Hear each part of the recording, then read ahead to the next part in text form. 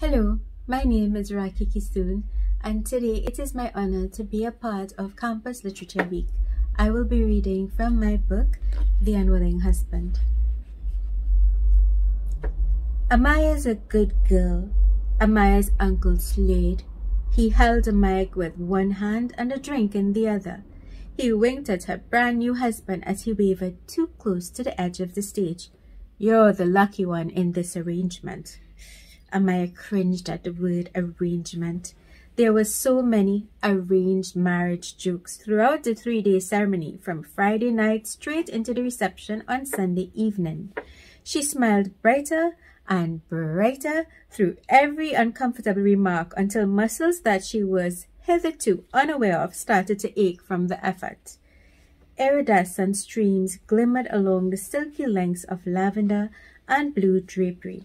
Firefly mason jar lights were arranged tastefully on every table, creating a fairy tale ambience. She couldn't begin to imagine what the decor alone must have cost, or the catering. Champagne was being passed around like cheap rum.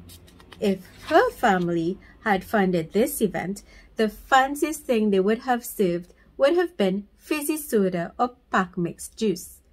This ceremony showed the glaring difference in status between their families, and for the first time, Amaya wondered if it would be a problem.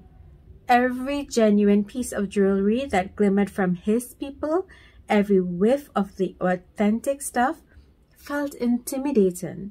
She usually shopped in bargain stores. If she got 2 for the price of 1, she was proud of herself. If she found a cheap pair of shoes that looked almost as good as the branded versions, she was happy. It was clear that her new husband, Ajay, was wealthy, or by the looks of it, beyond wealthy. Maybe there were some girls who would be happy about that, but she wasn't. Her confidence was dwindling by the second. The dress that she'd reluctantly spent a month's salary on suddenly seemed dowdy compared to some of the bridegroom's guests. The differences didn't end with attire. Half of this wedding party cruised into the parking lot in Benzes and BMWs. He came in a Ferrari. The other half either carpooled or came with budget-friendly vehicles. Guess which half was hers? Some of her relatives from far south decided to hire a maxi-taxi for practical reasons, as well as group drinking opportunities. As the mic was passed to the groom, Amaya tried not to stare. He was certainly handsome, tall, chiseled in that Captain America way, with the most beautiful hazel eyes she'd ever seen. But there was something else about him, a confidence. Here was a guy who knew his place in the world. He didn't need a single person's approval to be comfortable in his skin. He was downright hot, and he knew it.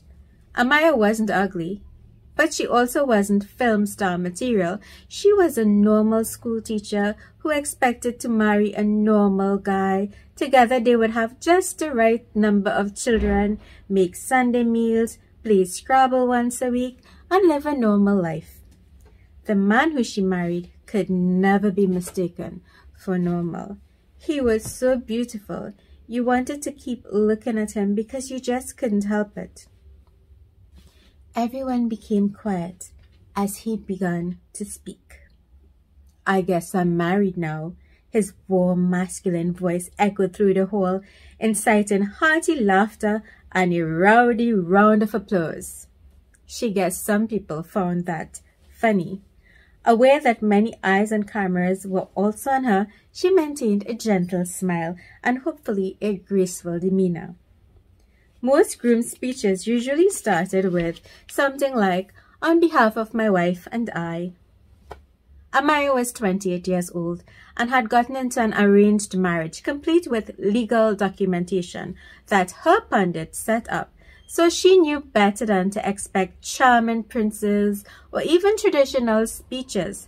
But did he have to sound so doomed? "My job this evening is to recognize all the people who made this event possible." His tone was reminiscent of Mrs. Khan's, her principal. when she started talking to staff about all their fundraising ventures during termly meetings.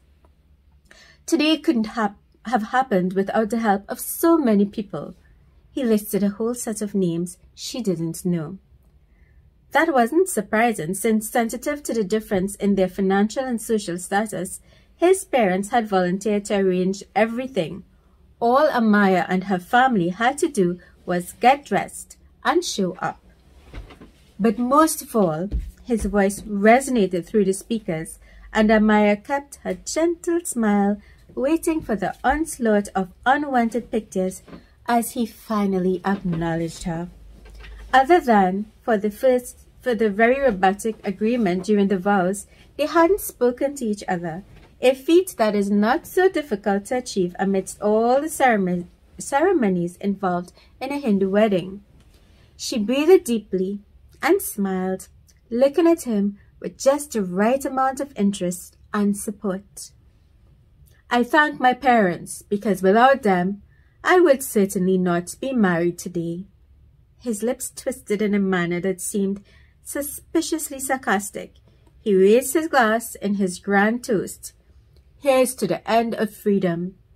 Snickers and laughter came from the groom's side of the hall as they all raised their glasses to a toast that had absolutely no mention of her, the bride.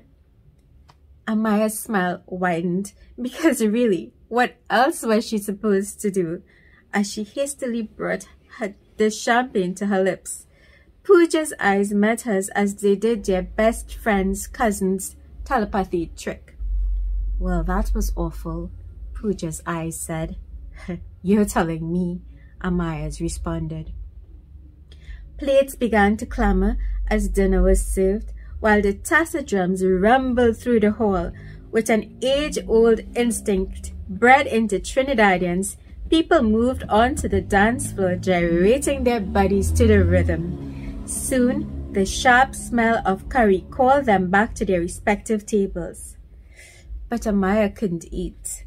What had just happened? What was that speech about? This was a mutual deal, wasn't it? His signature was on the papers right next to hers. Then why did he sound like that? Coming to think about it, he didn't look happy throughout the entire wedding. No, Amaya couldn't handle these thoughts, not in the middle of her reception.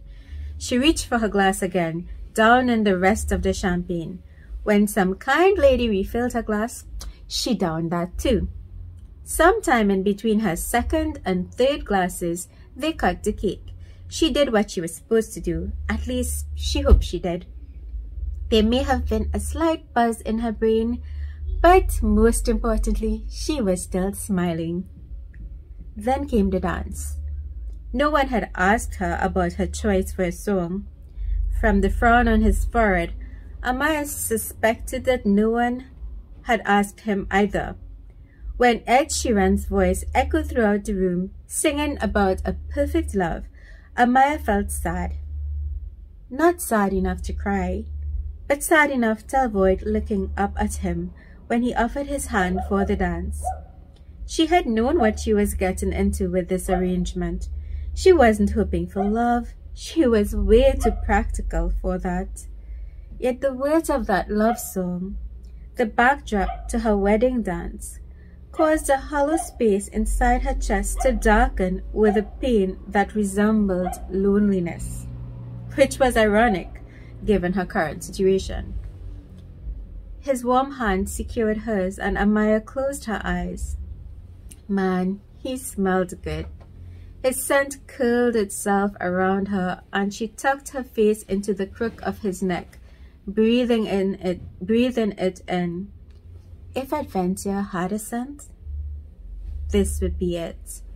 It was the scent of places beyond her reach.